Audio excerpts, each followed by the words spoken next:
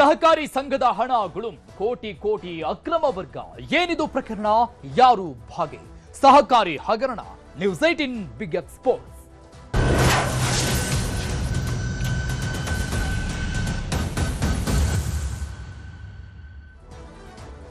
ಕೋಟಿ ಕೋಟಿ ಅಕ್ರಮ ಹಣ ಅನ್ಯ ಖಾತೆಗಳಿಗೆ ಜಮೆ ಆಯ್ತಾ? ಖಾಸಗಿ ಖಾತೆಗಳಿಗೆ ಜಮಾವಣೆ ಆಯ್ತಾ?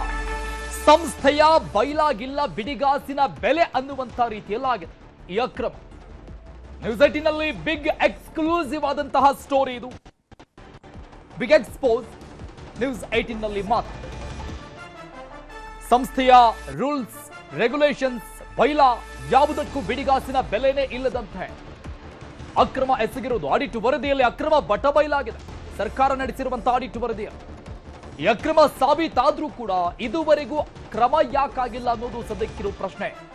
ಅದಕ್ಕೆ ಪ್ರಭಾವಿಗಳ ಒತ್ತಡ ಕಾರಣನ? ಸರ್ಕಾರ ಮಣಿತ ಹಾಗಾದ್ರೆ ಈ ಒತ್ತಡಗಳಿಗೆ? ಕರ್ನಾಟಕ ಸಹಕಾರ ಪತ್ತಿನ ಸಂಘದ ಎಕ್ಸ್ಕ್ಲೂಸಿವ್ ಆದಂತಹ ಸುದ್ದಿ. ಪತ್ತಿನ ಸಂಘಗಳ ಮಹಾಮಂಡಳಿಯಲ್ಲಿ ಬರೋಬ್ಬರಿ 23 ಕೋಟಿ ಅಕ್ರಮ, ಸುಮಾರು 23 ಕೋಟಿ ಅಕ್ರಮ ಆಗಿರೋದು ಆಡಿಟ್ ವರದಿಯಲ್ಲಿ ಬಟಾಬಯಲಾಗಿದೆ. ಅದು ಚೆಕ್ ಮತ್ತು ಆರ್ಟಿಜಿಎಸ್ ಮೂಲಕವಾಗಿ ಕೋಟ್ಯಾಂತರ ಹಣ ವರ್ಗಾವಣೆಯಾಗಿದೆ. 3 ಜನ ಅಧ್ಯಕ್ಷರ ಅವಧಿಯಲ್ಲಿ ಭಾರಿ ಅಕ್ರಮ ಆಗಿರುವುದು ಈಗ ಬಯಲಾಗಿದೆ. ಸುಮಾರು 23 ಕೋಟಿ ಅನ್ಯ ಖಾತೆಗಳಿಗೆ, ಖಾಸಗಿ ಖಾತೆಗಳಿಗೆ ವರ್ಗಾವಣೆ ಆಯ್ತಾ? ನ್ಯೂಸ್ 18 ನಲ್ಲಿ ಬಿಗ್ ಎಕ್ಸ್ಕ್ಲೂಸಿವ್ ಆದಂತಹ ಸುದ್ದಿ ಇದು. 2016ರಿಂದ 2014ರವರೆಗೆ ನಡೆದಂತಹ ಅತಿ ದೊಡ್ಡ ಹಗರಣ, ಸುಮಾರು 23 ಕೋಟಿ. ಈ ಬಗ್ಗೆ ಸರ್ಕಾರ ನಡೆಸಿದಂತ ಆಡಿಟ್, ಅದರಲ್ಲಿ ಅಕ್ರಮ ಬಯಲಾಗಿದೆ. ಸುಮಾರು 23 ಕೋಟಿ ಹಣ ಅಕ್ರಮ ಆಗಿದೆ ಎನ್ನುವಂತ ಗಂಭೀರ ಆರೋಪ ಈಗ ಮುನ್ನೆಲೆಯಲ್ಲಿ ಬಂದಿರುವಂತದ್ದು. ಜಿಟಿಡಿ ಪತ್ನಿ ಲಲಿತಾ ಅವಧಿಯಲ್ಲಿ ಹಣ ವರ್ಗಾವಣೆಯಾಗಿದೆ. ಒಟ್ಟು 12 ಕೋಟಿಗೂ ಹೆಚ್ಚು ಹಣ ವರ್ಗಾವಣೆಯಾಗಿರುವಂತದ್ದು ಜಿಟಿಡಿ ಅವರ ಪತ್ನಿ ಲಲಿತಾ ಅವರ ಅವಧಿಯಲ್ಲಿ ಇದ್ದಂತಹ ಸಂದರ್ಭದಲ್ಲಿ ಹಣ ವರ್ಗ ಆಗಿರುವಂತದ್ದು ಬರೋಬ್ಬರಿ 12 ಕೋಟಿಗೂ ಹೆಚ್ಚು ಹಣ. ಇದಾದ ಮೇಲೆ ಸಿಎಂ ಮಾರೇಗೌಡ ಅವಧಿಯಲ್ಲೂ ಕೂಡ 8 ಕೋಟಿಗೂ ಅಧಿಕ ಹಣ ವರ್ಗಾವಣೆಯಾಗಿದೆ. ಇನ್ನು 3ನೇ ಅವಧಿ ವಿ ರಾಜು ಅವಧಿಯಲ್ಲಿ 98 ಲಕ್ಷಕ್ಕೂ ಅಧಿಕ ಹಣ ವರ್ಗಾವಣೆಯಾಗಿದೆ. ಒಟ್ಟಾರೆಯಾಗಿ 23 ಕೋಟಿ 75 ಲಕ್ಷ 14,481 ರೂಪಾಯಿ ಅಕ್ರಮ ವರ್ಗಾವಣೆ ಅಂತ ಹೇಳಲಾಗ್ತಾ ಇರುವಂತದ್ದು. ಈ ಬಗ್ಗೆ ಗಂಭೀರ ಆರೋಪಗಳು ಮುನ್ನೆಲೆಯಲ್ಲಿ ಬಂದಿದೆ. ಮಹಾಮಂಡಳದ ಹಣ ಅನ್ಯ ಖಾತೆಗಳಿಗೆ, ಖಾಸಗಿ ಖಾತೆಗಳಿಗೆ ವರ್ಗಾವಣೆ ಹೇಗೆ ಮಾಡಲಾಯಿತು? ಈ ಸ್ಟಾಂಪಿಂಗ್ ಯೋಜನೆಗೆ ಡೆಪಾಸಿಟ್ ಮಾಡಿದಂತಹ ಹಣ ಇದು. ರಾಜ್ಯದ 2350 ಸಂಘಗಳಿಂದ ಬಂದಿದ್ದಂತಹ ಹಣ ಇದು. ಅಪೆಕ್ಸ್ ಬ್ಯಾಂಕ್ನಲ್ಲಿ ಡಿಪಾಸಿಟ್ ಇಡಲಾಗಿತ್ತು ಈ ಪ್ರಮಾಣದ ಹಣವನ್ನು. ಇದರ ಬಡ್ಡಿ ಹಣದಿಂದ ಸಂಸ್ಥೆಯ ನಿರ್ವಹಣೆ ಮಾಡಬೇಕು, ತರಬೇತಿಯನ್ನು ಕೊಡಬೇಕು. ಆದ್ರೆ ಈ ಮೂಲ ಉದ್ದೇಶವನ್ನೇ ಬದಿಗೊತ್ತಿ ಮರೆತು ಹಣ ವರ್ಗಾವಣೆ ಮಾಡಿರುವಂತದ್ದು ಈಗ ಬಯಲಾಗಿದೆ. ಸಿಇಒ ಆಗಿದ್ದಂತ ಆಶಾ ಮತ್ತು ಗುರುಪ್ರಸಾದ್ ಇವರ ಅಧಿಕಾರ ದುರ್ಬಳಕೆ ಆಗಿರುವಂತಹ ಆರೋಪ ಇದೆ. 3 ಅಧ್ಯಕ್ಷರ ಅವಧಿಯಲ್ಲಿ ಹಣ ವರ್ಗಾವಣೆ ಗಂಭೀರ ಆರೋಪವನ್ನ ಮಾಡಲಾಗಿದೆ. ಅಧ್ಯಕ್ಷರ ಸಹಿ ಇಲ್ಲದೇನೆ ಹಣ ವರ್ಗಾವಣೆ ಮಾಡುವಂತಿಲ್ಲ. ಹಾಗಾದ್ರೆ ಕಣ್ಣ ಮುಂದೆ ಇಷ್ಟು ದೊಡ್ಡ ಮಟ್ಟದ ಅಕ್ರಮ ಆಗ್ತಾ ಇದ್ರೂ ಕೂಡ ಅಧ್ಯಕ್ಷರು ಸುಮ್ಮನಾಗಿದ್ದು ಹೇಗೆ? ಎಲ್ಲ ಗೊತ್ತಿದ್ದು ಸುಮ್ಮನಾಗಿದ್ರ ಹಾಗಾದ್ರೆ ಅನ್ನೋದು. ಫೋಟೋದಲ್ಲಿ ನೋಡ್ತಾ ಇದ್ದೀವಿ ಲಲಿತಾ ಅವರು, ಜಿಟಿ ದೇವೇಗೌಡರ ಪತ್ನಿ. ಇವರ ಅವಧಿಯಲ್ಲಿ ಹಣ ವರ್ಗಾವಣೆಯಾಗಿದೆ ಒಂದಷ್ಟು.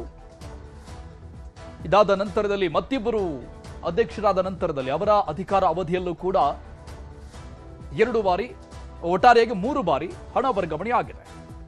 23 ಕೋಟಿ ಬಹುತೇಕವಾಗಿ ಹಣ ವರ್ಗಾವಣೆ ಆಗಿರುವಂಥದ್ದು. ಎಲ್ಲವೂ ಕೂಡ ಅಕ್ರಮ ವರ್ಗಾವಣೆ ಆಗಿದೆ ಅಂತ ಗಂಭೀರ ಆರೋಪ ಮಾಡಲಾಗಿದೆ. ಹಣ ದುರ್ಬಳಕೆ ವರದಿ, ಸರ್ಕಾರ ನಡೆಸಿದಂತ ಆಡಿಟ್ ವರದಿಯಲ್ಲಿ ಬಟಾಬಯಲಾಗಿದೆ. ಈ ಬಗ್ಗೆ ಒಂದಿಷ್ಟು ಸಾಕ್ಷ್ಯಗಳು ಸಿಗ್ತಾ ಇದ್ರು ಕೂಡ ಇಲ್ಲಿವರೆಗೂ ಸುಮ್ಮನಾಗಿದ್ದು ಯಾಕೆ, ಸುಮ್ಮನಿರೋದು ಯಾಕೆ ಸರ್ಕಾರ ಅನ್ನೋದು ಸೂಕ್ತ ಕ್ರಮಕ್ಕೆ ಹಾಲಿ ನಿರ್ದೇಶಕ ಚಂದ್ರಶೇಖರ್ ಒತ್ತಾಯ ಮಾಡ್ತಾ ಇದ್ದಾರೆ. ಸದ್ಯಕ್ಕಿರುವಂತಹ ನಿರ್ದೇಶಕರು ಚಂದ್ರಶೇಖರ್ ಲೋಕಾಯುಕ್ತ ಮತ್ತು ಇಡಿಗೆ ದೂರನ್ನು ಕೂಡ ಕೊಟ್ಟಿದ್ದಾರೆ.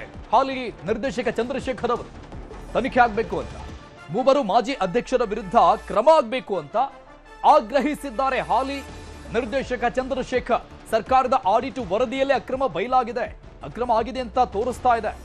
ಆಡಿಟ್ ವರದಿಗೆ ಸ್ಟೇ ತರಲಾಗಿದೆ ಈ 3 ಮಾಜಿ ಅಧ್ಯಕ್ಷರುಗಳಿಂದ. ಹಾಗಾಗಿ ಈಗ ಕೋರ್ಟ್ ಅಲ್ಲಿ ಆ ಸ್ಟೇ ಅನ್ನ ವ್ಯಾಕೇಟ್ ಮಾಡಬೇಕು ಅಂತ ಹಾಲಿ ನಿರ್ದೇಶಕರು ಆಗ್ರಹವನ್ನ ಮಾಡ್ತಾ ಇದ್ದಾರೆ ಸರ್ಕಾರಕ್ಕೆ, ಆ ಬಗ್ಗೆ ಕ್ರಮ ತೆಗೆದುಕೊಳ್ಳಿ ಅಂತ. ಸದ್ಯ ಸಿಐಡಿ ಅಂಗಳದಲ್ಲಿ ಅಕ್ರಮದ ಸಂಪೂರ್ಣ ವರದಿ ಇದೆ. ಆದ್ರೆ ಸಿಐಡಿಯಲ್ಲೇ ಧೂಳು ಹಿಡಿತಾ ಇರೋದು ಯಾಕೆ? ಈ ವರದಿ ಅಕ್ರಮದ ಕುರಿತು ಸರ್ಕಾರ ಯಾಕೆ ಮೌನಕ್ಕೆ ಶರಣಾಗಿದೆ? ಯಾರದಾದ್ರೂ ಒತ್ತಡ ಇದೆಯಾ? ಯಾರಾದ್ರೂ ಇದರ ಬೆನ್ನಿಗೆ ನಿಂತ್ಕೊಂಡಿದ್ದಾರಾ? ಈ ಎಲ್ಲ ಅನುಮಾನಗಳು ಸಹಜವಾಗಿ ಮುನ್ನೆಲೆಯಲ್ಲಿ ಬಂದಿದೆ. ಎಸ್ ಚಂದ್ರಶೇಖರ್ ಕರ್ನಾಟಕ ರಾಜ್ಯ ಸಹಕಾರ ಪತ್ತಿನ ಸಂಘಗಳ ಮಹಾಮಂಡಳದ ಮಾಜಿ ಅಧ್ಯಕ್ಷರು, ಹಾಲಿ ನಿರ್ದೇಶಕರಾಗಿದ್ದಾರೆ. ಇವರು ಬಗ್ಗೆ ಹೋರಾಟವನ್ನ ಮಾಡಿರುವಂತಹ ವ್ಯಕ್ತಿ. ಬಗ್ಗೆ ಆಡಿಟ್ನಲ್ಲಿ ವರದಿ ಬಂದರೂ ಕೂಡ, ಅಕ್ರಮ ಸಾಬೀತಾಗಿದ್ರೂ ಕೂಡ ಸಿಐಡಿಯಲ್ಲಿ ಈ ವರದಿ ಧೂಳು ಹಿಡಿತಾ ಇದೆ ಅಂತ ಅವರು ಗಂಭೀರ ಆರೋಪ ಮಾಡ್ತಾ ಇದ್ದಾರೆ. ಇನ್ನು ಈ ಮೂವರು ಮಾಜಿ ನಿರ್ದೇಶಕರೇನಿದ್ದಾರೆ, ಅಧ್ಯಕ್ಷರೇನಿದ್ದಾರೆ, ಮಾಜಿ ಅಧ್ಯಕ್ಷರು, ಅವರ ಸ್ಟೇ ತಂದಿರುವಂಥದ್ದು, ಆ ಸ್ಟೇನ ವ್ಯಾಕ್ಯಾಟ್ ಮಾಡಿ ಅಂತ ಸರ್ಕಾರಕ್ಕೆ ಆಗ್ರಹಿಸ್ತಾ ಇದ್ದಾರೆ. ಸಹಕಾರ ಸಂಘದವರು 50,000 ರೂಪಾಯಿ ಡೆಪಾಸಿಟ್ ಮಾಡಿ ಈ ಸ್ಟಾಂಪಿಂಗ್ ಏಜೆನ್ಸಿಯನ್ನು ಪಡ್ಕೋತಾ ಇದ್ರು ಪ್ರತಿ ಸಂಘದವರು. ಆ ಥರ ಕಲೆಕ್ಟ್ ಆದಂಥ ಹಣ ಸುಮಾರು 19,34,00,000 ಹಣವು ಈಗ ಅವ್ಯವಹಾರವಾಗಿ ದೊಡ್ಡ ಹಗರಣವಾಗಿದೆ. ಕಾರಣ ಇಷ್ಟೇ, 2014ರಿಂದ 16ರವರೆಗೂ ನಾನು ಅಂದರೆ ಎಸ್ ಚಂದ್ರಶೇಖರ್ ಅಧ್ಯಕ್ಷನಾಗಿ ಸೇವೆ ಸಲ್ಲಿಸಿದ್ದೆ. ಆವಾಗ ಆ ಸಂಸ್ಥೆಯಲ್ಲಿ 13 ಕೋಟಿ ಡೆಪಾಸಿಟ್ ಇತ್ತು. ಈ ಸಂಸ್ಥೆಗೆ ಶ್ರೀಮಾನ್ ಮಾರೇಗೌಡ ಅಂತೇಳಿ ಬೆಂಗಳೂರಿನವರು ಅಧ್ಯಕ್ಷರಾದರು. ಅವರು ಅಧ್ಯಕ್ಷರಾದ ಕಾಲದಲ್ಲಿ 16ನೇ ಇಸ್ವಿಯಿಂದ 19ನೇ ಇಸ್ವಿವರೆಗೂ ಅವರ ಕಾಲದಲ್ಲಿ 6 ಕೋಟಿ ರೂಪಾಯಿವರೆಗೂ ಅವ್ಯವಹಾರಗಳು ಆಗಿದೆ.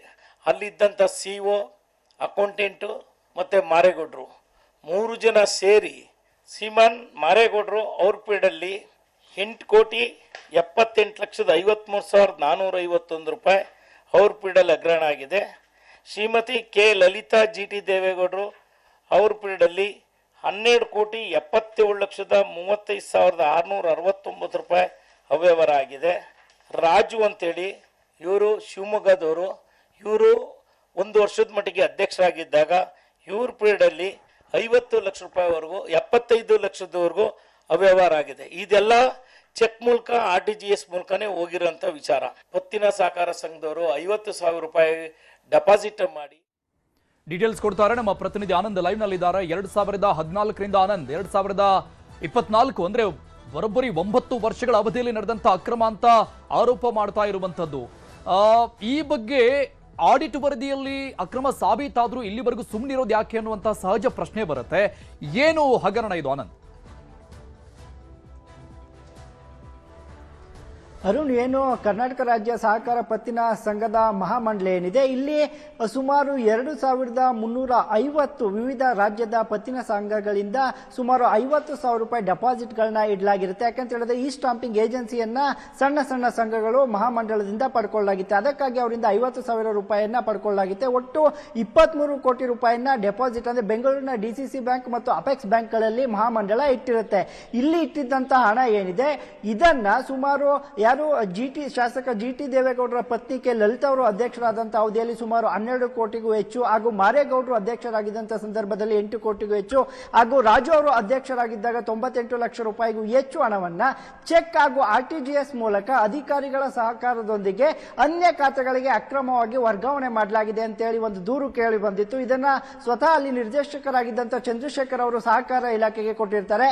ಅಲ್ಲಿ ಒಂದು ಸರ್ಕಾರ ಒಂದು ಸಮಿತಿಯನ್ನ ನೇಮಕ ಮಾಡ್ತಿರುತ್ತೆ. ಆ ಸಮಿತಿ ಏನಿದೆ ಅದು ಈಗ ವರದಿಯನ್ನ ಕೊಟ್ಟಿರುವಂತದ್ದು. ಹೌದು, 23 ಕೋಟಿಗೂ ಹೆಚ್ಚು ಅವ್ಯವಹಾರ ಸಹಕಾರ ಇಲಾಖೆಯಲ್ಲಿ ಈ ಮೂವರು ಅಧ್ಯಕ್ಷರ ಅವಧಿಯಲ್ಲಿ ಆಗಿದೆ. ಮುಖ್ಯ ಕಾರ್ಯನಿರ್ವಾಹಕ ಅಧಿಕಾರಿಗಳಾಗಿದ್ದಂತಹ ಗುರು ಇರ್ಬೋದು, ಆಶಾ ಇರ್ಬೋದು, ಇವರು ಸಹ ಇದಕ್ಕೆ ಸಹಕಾರವನ್ನು ಕೊಟ್ಟಿದ್ದಾರೆ ಅನ್ನೋ ನಿಟ್ಟಿನಲ್ಲಿ ಒಂದು ವರದಿಯನ್ನ ಕೊಟ್ಟಿದ್ದಾರೆ. ಆದ್ರೆ ಸರ್ಕಾರವೇ ನೇಮಿಸಿದಂತಹ ಒಂದು ತನಿಖಾ ಸಮಿತಿ ವರದಿಯನ್ನ ಕೊಟ್ಟರು ಸಹ, ಬಿಡುಗಡೆಯನ್ನ ಮಾಡಿದ್ರು ಸಹ, ಈ ಮೂವರು ಅಧ್ಯಕ್ಷರು ಹಾಗೂ ಅಕ್ರಮಕ್ಕೆ ಸಹಕಾರ ಮಾಡಿದಂತಹ ಅಧಿಕಾರಿಗಳಿಗೆ ಶಿಕ್ಷೆ ಯಾಕಿಲ್ಲ? 23 ಕೋಟಿ ಸಹಕಾರಿಗಳಿಂದ ಬಂದಂತಹ ಹಣವನ್ನ ಯಾಕೆ ಸರ್ಕಾರ ಮುಟ್ಟುಗೋಲು ಹಾಕೊಳ್ತಾ ಇಲ್ಲ? ಅಲ್ಲದೆ ಈ ರೀತಿ ಅಕ್ರಮಕ್ಕೆ ಸಹಕಾರವನ್ನು ಕೊಟ್ಟಿರುವಂತಹ, ಅಕ್ರಮವನ್ನು ಮಾಡಿರುವಂತಹ ಈ ಮೂವರು ಮಾಜಿ ಅಧ್ಯಕ್ಷರುಗಳ ವಿರುದ್ಧ ಕ್ರಮ ಆಗಬೇಕು.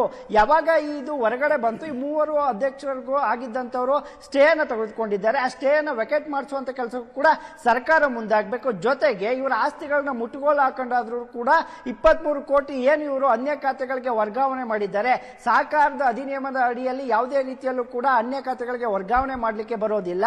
ಇವರು ಯಾವ್ಯಾವ ಯಾವ ಖಾತೆಗಳಿಗೆ ಯಾವಾಗ ಇಷ್ಟು ಹಣವನ್ನು ಹಾಕಿದ್ದಾರೆ ಎಲ್ಲವನ್ನು ಕೂಡ ವಾಪಸ್ ಪಡಿಬೇಕು.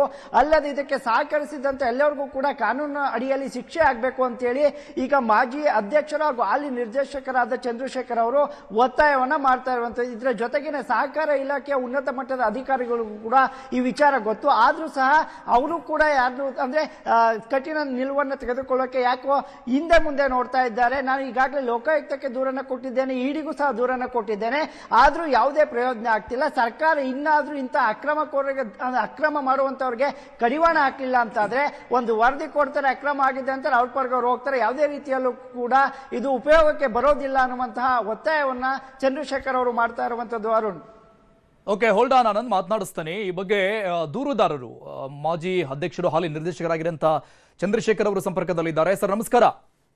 ಸರ್ ನಮಸ್ಕಾರ ಸರ್ ನಮಸ್ತೆ. ಸರ್, ನನ್ನ ಮೊದಲ ಪ್ರಶ್ನೆ, ಈ ಕ್ರಮದ ಬಗ್ಗೆ ತಾವು ಗಂಭೀರ ಆರೋಪ ಮಾಡ್ತಾ ಇದ್ದೀರಿ, ಇದು ಎಸ್ಟಾಬ್ಲಿಷ್ ಆಗಿದ್ದು ಹೇಗೆ ಅಂತ ಅನ್ಸುತ್ತೆ ಸರ್? ಸರ್, ಇದು ನಮ್ಮ ಸಹಕಾರ ಮಂತ್ರಿಗಳಾದ ರಾಜಣ್ಣನವರು 24ನೇ ಇಸ್ವಿಲಿ ಒಂದು ಮಹಾಮಂಡಲಗಳದ್ದು ಒಂದು ಸಭೆ ಕರೀತಾರೆ ಸರ್. ಓಕೆ. ಆ ಎಲ್ಲಾ ಮಹಾಮಂಡಲದ ಸಿಒಗಳು ಮತ್ತೆ ಅಧಿಕಾರಿಗಳು ಇರ್ತಾರೆ ಸರ್. ಅದರಲ್ಲಿ ನಮ್ಮ ಕರ್ನಾಟಕ ರಾಜ್ಯ ಪತ್ತಿನ ಸಹಕಾರ ಮಹಾಮಂಡಲದ್ದು ಏನು ನಿಮ್ಮಲ್ಲಿ ಆರ್ಥಿಕವಾದ ವ್ಯವಸ್ಥೆ ಇದೆ ಅಂತ ಹೇಳಿದಾಗ ಅಲ್ಲಿದ್ದಂತ ಆಶಾಲತಾರವರು ಇಲ್ಲ ನಮ್ಮಲ್ಲಿ 20 ಕೋಟಿಗೂ ಹೆಚ್ಚಿಗೆ ಡೆಪಾಸಿಟ್ ಇದೆ ಅಂತ ಹೇಳ್ತಾರೆ ಸರ್. ಓಕೆ. ಎಲ್ಲಿದೆ ಅಂದಾಗ ಅಪೆಕ್ಸ್ ಬ್ಯಾಂಕ್ ಅಂತಾರೆ. ಅಪೆಕ್ಸ್ ಬ್ಯಾಂಕ್ MD ಅಲ್ಲೇ ಪಕ್ಕದಲ್ಲೇ ಇರ್ತಾರೆ ಸರ್. ಅವರು ಯಾವುದೇ ಹಣ ಇಲ್ಲಿಲ್ಲ, ಇಟ್ಟಿದ್ದೆಲ್ಲ ಡೆಪಾಸಿಟ್ ಇಟ್ಟಿದ್ದೆಲ್ಲ ಇವ್ರು ವಿತ್ಡ್ರಾ ಮಾಡಿದ್ದಾರೆ ಅಂತ ಹೇಳ್ತಾರೆ ಸರ್. ಓಕೆ. ಆಗ ಈ ವಿಚಾರ ಗಮನಕ್ಕೆ ಬಂದು ಆಗ ಅಂದಿನ ಸಹಕಾರ ಮಂತ್ರಿಗಳಾದ ರಾಜಣ್ಣನವರು ಇದಕ್ಕೆ ಆಡಿಟ್ ಮಾಡಕ್ಕೆ ಸುಮಾರು 30 ಜನ ಸರ್ಕಾರದಿಂದ ಆಡಿಟರ್ಗಳನ್ನ ನೇಮಿಸ್ತಾರೆ ಸರ್.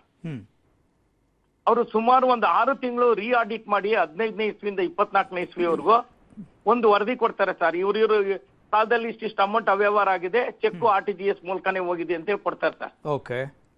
ಆ ವರದಿ ಬಂದಾಗ ಆ ವರದಿನ ತಗೊಂಡೋಗಿ ಇದೇ ಮಾರೇಗೌಡರು, ಶ್ರೀಮತಿ ಲಲಿತಾ GT ದೇವೇಗೌಡರು, ರಾಜುರವರು ಹೈಕೋರ್ಟ್ ಅಲ್ಲಿ ಆ ವರದಿಗೆ ಸ್ಟೇ ತಗೋತಾರೆ ಸರ್. ಸ್ಟೇ ಏನಂತ ತಗೋತಾರೆ ಅಂದ್ರೆ 64 ವರದಿ ಇನ್ನೂ ಬಂದಿಲ್ಲ, ಇವ್ರು ಯಾರು ನಮ್ಮ ಮೇಲೆ ಕ್ರಮ ತಗೋಬಾರ್ದು ಅಂತ ಹೇಳಿ ಹೋಗಿ ಸ್ಟೇ ತಗೋತಾರೆ ಸರ್. ಓಕೆ. ಈಗ ಏಪ್ರಿಲ್ 16ರಲ್ಲಿ 64 ವರದಿನೂ ರಿಲೀಸ್ ಆಯ್ತು ಸರ್. ಓಕೆ. ಅದ್ರಲ್ಲೂ ಅವ್ರದ್ದು ಪ್ರೂವ್ ಆಗಿದೆ ಸರ್. ಆದ್ರೆ ಸಹಕಾರ ಇಲಾಖೆ ಅಧಿಕಾರಿಗಳು ಈ ಸ್ಟೇ ವೆಕೆಟ್ ಮಾಡ್ತಿದ್ರಲ್ಲಿ ಇವತ್ತವರೆಗೂ ಗಮನ ಅಂತಿಲ್ಲ ಸರ್. ಹಾಗೆ ಮತ್ತೆ CODಲಿ ಕಂಪ್ಲೇಂಟ್ ಇದೆ ಸರ್. ಇದು COD ಅವರಿಗೆ ಆಡಿಟ್ ರಿಪೋರ್ಟ್ 64 ಎಂಕ್ವೈರಿ ರಿಪೋರ್ಟ್ ಎಲ್ಲ ಅವರಲ್ಲೂ ಇದೆ ಸರ್. ಆದ್ರೆ ಅವ್ರು ಇನ್ನೂ ಚಾರ್ಜ್ ಶೀಟ್ ಹಾಕಿಲ್ಲ ಸರ್. ಅವರು ಓಕೆ. ಆಶಾಲತಾ ಅನ್ನೋಳು ಒಬ್ಳಿಗೆ ಮಾತ್ರ ಅರೆಸ್ಟ್ ಮಾಡಿ 6 ತಿಂಗಳು ಜೈಲಲ್ಲಿ ಇದ್ದು ಈಗ ಅವ್ರು ರಿಲೀಸ್ ಆಗಿದ್ದಾರೆ ಸರ್. ರಿಲೀಸ್ ಆಗ ಕಾರಣ ಏನಂದ್ರೆ ಅಧ್ಯಕ್ಷರುಗಳೇ ಮಾಡಿರೋದು, ನಾನಲ್ಲ, ಅಧ್ಯಕ್ಷರುಗಳಿಗೆ ಇಲ್ಲ ನನಗೆ ಯಾಕೆ ತೊಂದರೆ ಕೊಡ್ತೀರಾ ಅಂತ ಹೇಳಿ ಹೈಕೋರ್ಟ್ ಅಲ್ಲಿ ಅವಳು ಬೇಲ್ ಆಗಿದೆ ಸರ್ IMಗೆ. ಓಕೆ. ಇವ್ರು ಇನ್ನೂ ಚಾರ್ಜ್ ಶೀಟ್ ಹಾಕಿಲ್ಲ ಸರ್. ಕಾರಣ ಏನು ಅಂತ ಗೊತ್ತಾಗ್ತಾ ಇಲ್ಲ. ಇದರಲ್ಲಿ ಕಾಣದ ಕೈಗಳು ತುಂಬಾ ವರ್ಕ್ ಆಗ್ತಾ ಇದೆ ಸರ್. ಆದ್ರಿಂದ ಮತ್ತೆ ನಾನು ಸಹಕಾರ ಇಲಾಖೆ ಅಧಿಕಾರಿಗಳು ಕೇಳೋದೇನಂದ್ರೆ ದಯವಿಟ್ಟು ಆ ಸ್ಟೇನ ವೆಕೆಟ್ ಮಾಡಿಸಿ ಮತ್ತೆ CODಲಿರುವಂತ ತನಿಖೆಗೆ ಚಾರ್ಜ್ ಶೀಟ್ ಫೈಲ್ ಮಾಡದೆ ತಾವು ಆ ಮೂಲಕ ನಾನು ಅವ್ರಲ್ಲಿ ಮನವಿ ಮಾಡ್ತೀನಿ ಸರ್. ಓಕೆ. ಚಂದ್ರಶೇಖರ್ ಸರ್, ಈಗ ಈ ಗೌರ್ಮೆಂಟ್ ನಡೆಸಿದಂತ ಆಡಿಟ್ ನಲ್ಲಿ ಅದ್ರ ಬಗ್ಗೆ ಏನದು ವೈರಲ್ ಆಗಿದೆ. ಓಕೆ. ಆಡಿಟಿಂಗ್ ಮಾಡಕ್ ಮತ್ತೆ KN ರಾಜನ್ ಅವರು ಇದ್ದಾಗ ಕೊಟ್ಟಿದ್ರು, ಬಟ್ ಅದ್ರ ಸಾಬೀತಾದ್ರೂ ಕೂಡ ಇದುವರೆಗೂ ಕ್ರಮ ಆಗಿಲ್ಲ ಅನ್ನೋದಕ್ಕೆ ತಾವೇನು ಆರೋಪ ಮಾಡ್ತೀರಿ? ಯಾರ ಮೇಲಾದ್ರೂ ಅನುಮಾನ ಇದೆಯಾ? ಇಂಥವರದ್ದೇ ಒತ್ತಡ ಇದೆ ಅಂತ ಏನಾದ್ರು ಅನಿಸ್ತಿದೆಯಾ ತಮ್ಗೆ? ಸರ್ ಇದೆ ಸರ್. ಇವರು ಸರ್ಕಾರದ ಇವರು MLAಗಳ ಎಲ್ಲಾ ಕಡೆ ಪ್ರಭಾವ ಬೀರ್ತಾರೆ ಸರ್. ಇವ್ರ ಪ್ರಭಾವದಿಂದ ಅದು ಮೂವ್ಮೆಂಟ್ ಆಗ್ತಾ ಇಲ್ಲ ಸರ್. ನಾನು ಒಂದು 100 ಸಲ RTS ಆಫೀಸಿಗೆ ಅಲ್ಲಿದ್ದೀನಿ ಸರ್. ಈಗ ಏಪ್ರಿಲ್ ಅಲ್ಲಿ ಬಿಡುಗಡೆ ಕೊಟ್ಟವ್ರೆ ಸರ್. 2 ತಿಂಗಳಲ್ಲಿ ಆ ರಿಪೋರ್ಟ್ ರಿಲೀಸ್ ಆಗ್ಬೇಕಿತ್ತು ಸರ್. ಒಂದು ವರ್ಷದ ಮೇಲೆ 4 ತಿಂಗಳಾದ್ರೂ ಆ ರಿಪೋರ್ಟ್ ರಿಲೀಸ್ ಆಗ್ಲಿಲ್ಲ ಸರ್. ಓಕೆ. ನಾನು ಹೋರಾಟದ ಮೇಲೆ ಕೊನೆಗೆ ಏಪ್ರಿಲ್ 16ನೇ ತಾರೀಕು ರಿಲೀಸ್ ಮಾಡಿದ್ದಾರೆ ಸರ್. ಆಮೇಲೆ ಈ ತರ ವ್ಯವಸ್ಥೆ ಆದಾಗ ಸರ್ RCS ಅವರು ಸೋಮೋಟೋ ಮಾಡ್ಕೊಂಡು ಇವ್ರ ಮೇಲೆ ಕ್ರಿಮಿನಲ್ ಕೇಸ್ ಬುಕ್ ಮಾಡ್ಬೇಕು ಸರ್. ಇಲ್ಲ ಅಂದ್ರೆ ಹಣ ಕಟ್ಟಿಸ್ಬೇಕು ಸರ್. ಕ್ರಿಮಿನಲ್ ಕೇಸು ಬುಕ್ ಮಾಡಿಲ್ಲ, ಹಣನೂ ಕಟ್ಸಲ್ಲ, ಯಾವುದೇ ಕ್ರಮ ತಗೊಳಲ್ಲ ಸರ್. ಯಾಕೆಂದ್ರೆ ಪ್ರಭಾವಿಗಳು ಅವ್ರ ಹಿಂದೆ ಇದ್ದಾರೆ ಸರ್. ಅದ್ರ ಬಗ್ಗೆ ನಾನು ಹೋರಾಟ ಸರ್. ಅದು ಸರ್, ಈಗ ಒಬ್ಬರನ್ನ ಅರೆಸ್ಟ್ ಮಾಡಿದ್ರು ಅನ್ನೋ ಮಾಹಿತಿ ಕೊಟ್ರಿ, ಅದಾದ್ಮೇಲೆ CID ಈ ಬಗ್ಗೆ ಆಡಿಟ್ ನ ವರದಿ ಇದೆ, FIR ಆಗಿದೆ. ಸ್ಟೇಟಸ್ ಏನ್ ಗೊತ್ತಾಗ್ತಿದೆ ಸರ್ ತಮಗೆ ಈ ಪ್ರಕರಣ? ಏನು ಗೊತ್ತಿಲ್ಲ ಸರ್. ಇಲ್ಲಿವರೆಗೂ ಏನು ಆ ವಿಷಯನೇ ಬಂದಿಲ್ಲ ಸರ್. ಹೊರಗಡೆ ಬಂದೇ ಇಲ್ಲ ಸರ್. CODಲಿ ಆಡಿಟ್ ರಿಪೋರ್ಟ್ ಪೂರ್ತಿ ತರ್ಸ್ಕೊಂಡಿದ್ದಾರೆ ಸರ್ COD ಅವರು. ಮತ್ತೆ 64 ಎಂಕ್ವೈರಿ ರಿಪೋರ್ಟ್ ತರ್ಸ್ಕೊಂಡಿದ್ದಾರೆ RCS ಆಫೀಸ್ ಇಂದ. ಎಲ್ಲ ಇದೆ ಸರ್. ಇವ್ರು 3 ಜನದ ಮೇಲೆ ಚಾರ್ಜ್ ಶೀಟ್ ಹಾಕ್ಬೇಕು ಸರ್. ಯಾವುದೇ ಕಾರಣಕ್ಕೂ ಅವ್ರು ಚಾರ್ಜ್ ಶೀಟ್ ಹಾಕ್ತೆ ಹಾಗೆ ಮುಂದೆ ಹೋಗ್ತಾ ಇದೆ ಸರ್ ಅದು. ಓಕೆ. ಸೊ ಇನ್ ಮುಂದಿನ ದಿನದಲ್ಲಿ ಇದೆ ಆದ್ರೆ ನಾವು ಸಹಕಾರಿಗಳೆಲ್ಲ ಸೇರಿ ಧರಣಿ ಮಾಡ್ಬೇಕು ಅನ್ನೋದು ಒಂದು ಇದ್ ಮಾಡಿದೀವಿ ಸರ್. ಈ ಮೊದಲು ಎಲ್ಲ ಗಮನಕ್ಕೆ ಕೊಟ್ಬಿಟ್ಟು ಸರ್ಕಾರದ ಗಮನಕ್ಕೆ ಕೊಟ್ಟು ಮಾಡೋಣ ಅಂತಿದೀವಿ ಸರ್ ನಾವು. Okay, thank you sir, news 7 ಜೊತೆ ಮಾತನಾಡಿದ್ದಕ್ಕೆ.